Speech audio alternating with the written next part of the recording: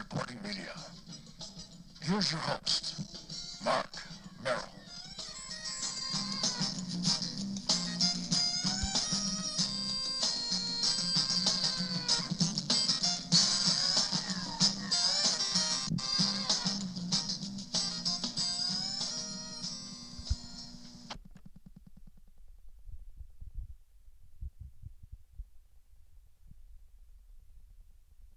Hi folks, Mark Merrill here for another edition of Firm. We're going to get a little technical for this particular program, which is entitled the DEP or the EPA. Either way, the taxpayers of the state of Maine headed for bankruptcy, and many others around the country. We're taking some excerpts from a couple of links, folks, and one particular very important interview that was done recently by the Voice of Maine, the GHRT program on the Voice of Maine. But we have an important link in our library of another conservative organization called the 1440. This important link was taken from them on July 30th, and a brief bio on the organization called the 1440. That's what they go by, 1440. They call it the 1440. Apparently, the printing press was invented around the year 1440, spreading knowledge to the masses and changing the course of history. Some more facts. In every day, there are 1,440 minutes. And they say they've established their organization to make each one count. Very well done. It was established several years ago as an alternative free speech publication out of Chicago. We here at Firm joined the organization in April of 2022. Now, folks, we'll continue with our program on DEP, or EPA? Is it the taxpayers' bankruptcy toll? Or a dull bell that puts us on the edge of another chasm or an abyss? One of the particular articles that was published by the 1440 a couple of days ago is called Emissions Rule Rollback, ? Well, the Environmental Protection Agency, I think maybe you figured that out by now, folks. The Department of Environmental Protection is Maine's state agency. The Environmental Protection Agency is the EPA. Well, anyway, they proposed repealing a 2009 endangerment finding that declared 6 key greenhouse gases, including carbon dioxide, to be a threat to public health and welfare. The regulation underpins a range of emissions standards affecting motor vehicles, power plants, and oil and gas operations. The endangerment finding was established following a Supreme Court decision recognizing greenhouse gas as air pollutants under the Clean Air Act. Well, the legal foundation enabled the EPA to set emissions restrictions, including a rule finalized last year that limits tailpipe emissions from passenger cars and light trucks, you may recall. The transportation sector is the largest source of U.S. greenhouse gases. The proposal kicked off a 90-day public comment period. Environmental advocates warned repealing the finding would undermine efforts to address climate change and increase risks to the environment by allowing higher pollution levels. Well, I'm telling you what. Industry groups welcomed the proposed rollbacks, claiming an annual consumer savings of up to $54 billion. Sounds like a pretty good chunk of change. Imagine if we could get some reparations from that, folks. So you see before you here, I hope you can read, we get it close enough for you here, is that Maine, right at our level here, folks, consumer electric rates are going up, have been for quite some time. No thanks to Janet Mills more recently. but lawmakers in general. Yeah, you know what that means, rhinos? Republicans in name only? You're on the hit list, too. Even the Maine delegation, Collins, King, who calls himself an independent. Yeah, he's an independent, all right. But for FCC reasons, I won't go there any further. Never mind the aspirations and failures and foibles of Shelley Pingree and Jared Golden, who's pretty much a lapdog for the other three. Electric rates in Maine are due to legislative failures and consumer burden. This is back in June of 2024, written under the Maine Anchor by Joe Grant. And then what we'll get into a little bit more further on in the program here, folks, on DEP, or the EPA, whichever one you want to call it. Maine is moving from bad towards worst. It started last year. It keeps on going through now until Janet Mills is out of office. And hopefully we can get a Republican in there or somebody who knows what the hell they're doing.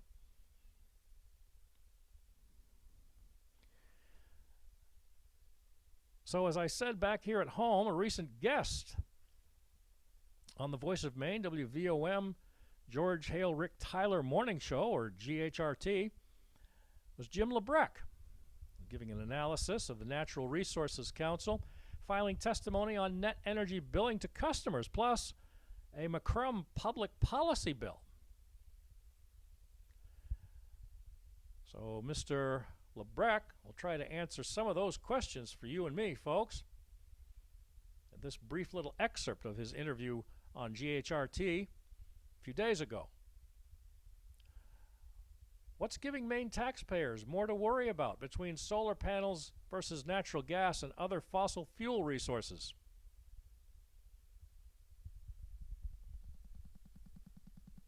A lot of people aren't sold that we're getting a great ROI on our $860 million spent so far.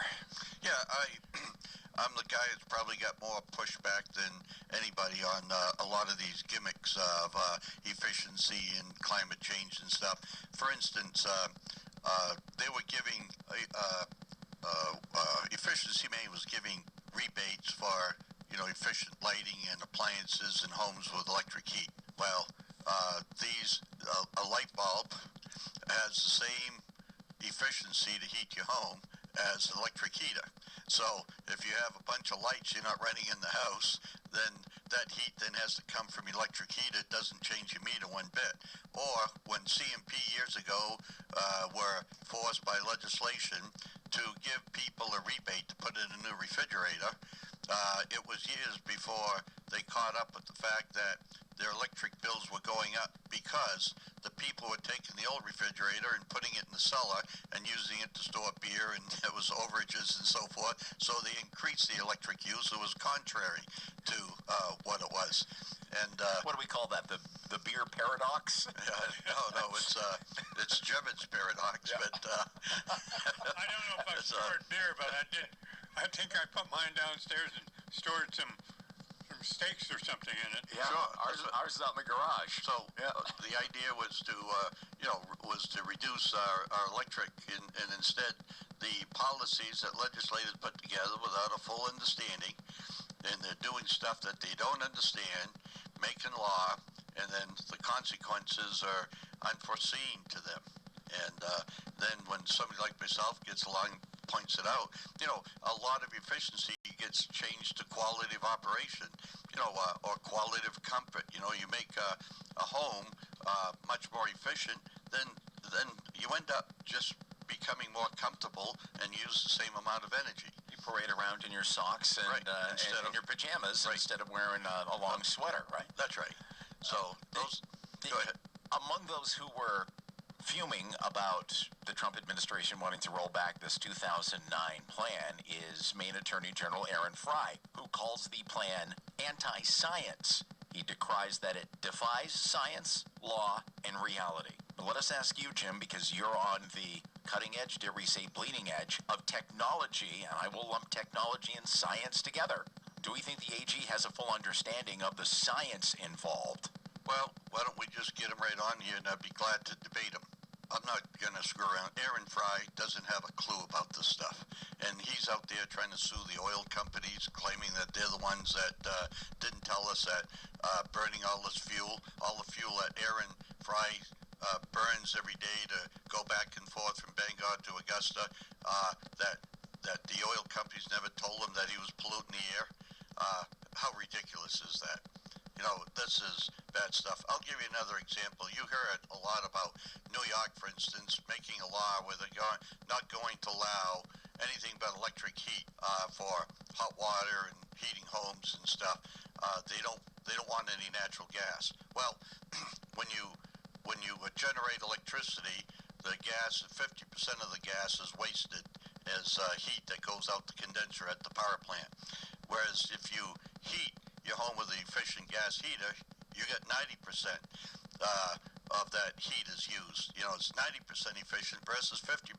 So they're going to say, we don't want you to burn that gas right in the home. It's at the home or at the building because it's 90% efficient. We want the power company to burn it and then send it down the pipeline at only 50% efficient. You know, they create more pollution. These things here factually do not make any sense. These are environmentalist big groups that are talking to politicians that just fold under a little pressure from them. Some things never change, do they, folks? Thank you for that, gentlemen. George Hale, Rick Tyler Show, and the interview with Mr. LeBrecque. By the way, ladies and gentlemen, he is a veteran refrigeration and carbon mitigation specialist, CMS, next to his name, but he's known for his conservation skills to hold down high energy costs for Maine consumers, and he has been doing that for a long time. He also served in I believe, in both terms of the Paul LePage administration here in Maine. Well, now to wrap this one up here, folks, another bad year for electrical users in Maine. This comes from the writings of, as we said, Joe Grant from the Maine Anchor about Maine electric rates and legislative failures. Scores of good, bad, and ugly bills were introduced which could have helped or hurt the consumer. Good bills include a Republican bill, which was LD 683, an act to reduce energy bills to end net energy billing and significantly reduce energy costs, but it failed. Surprise. There's been too many damn Democrats in the pot and not enough Republicans. Maine people better start learning real quick. Might have to find a new state to live in.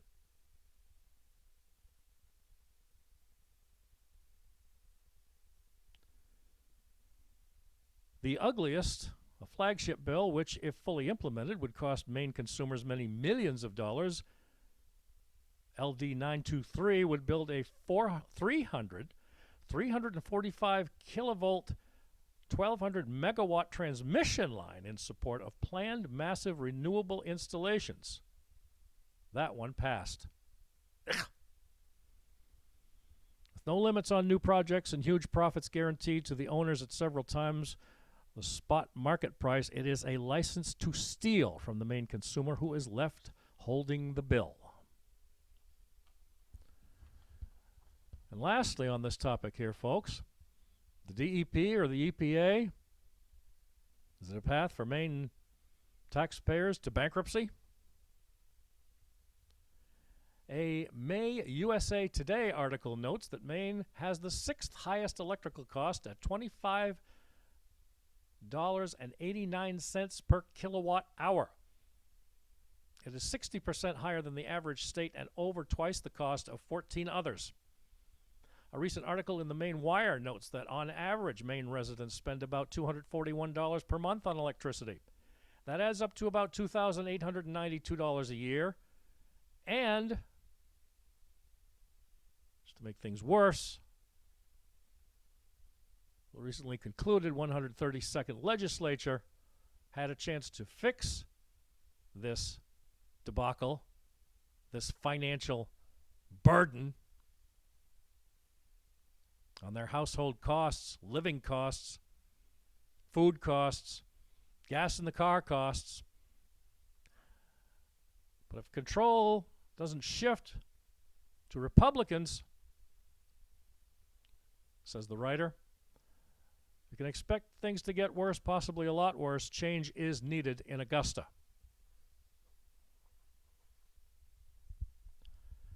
In the meantime, ladies and gentlemen, I'd like to thank you for joining us here on FIRM, Fairness in Reporting Media at gmail.com, fairnessinreportingmedia at gmail.com.